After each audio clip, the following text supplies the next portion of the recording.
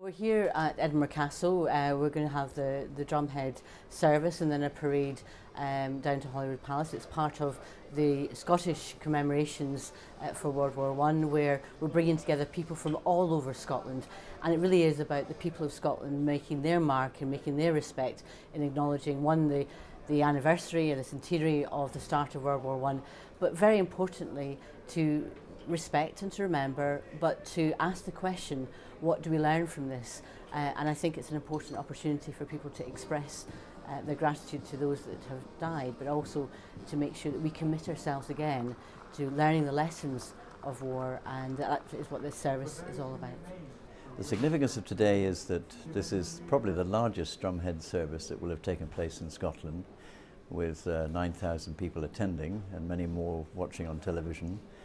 The significance also, it's tri-service, Army, Navy and Air Force. The three senior chaplains representing the three services all represent traditionally all faiths and none, and we will have in the multi-faith capacity guests from the Buddhist faith, the Muslim community, the Jewish community, the Hindu and the Sikh community. So it's a very inclusive service wherein all 32 local authorities across Scotland will be represented. We will have this quite profound service here.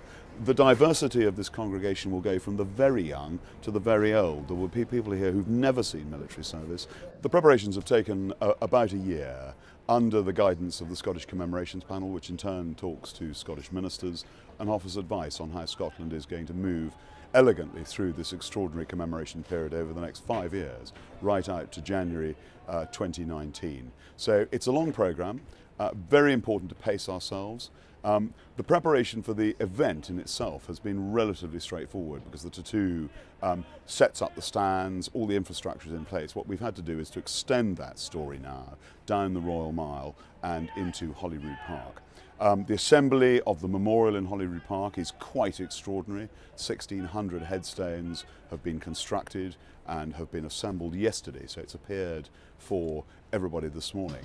Well, the Scottish Government, with the advice of the Scottish Commemorations Panel led by Norman Drummond, have looked at all the different events and battles that we need to commemorate, but importantly very much acknowledging the real depths of understanding of the Scottish people, that so many people had died and so many committed themselves to travel and to sign up and to leave Scotland.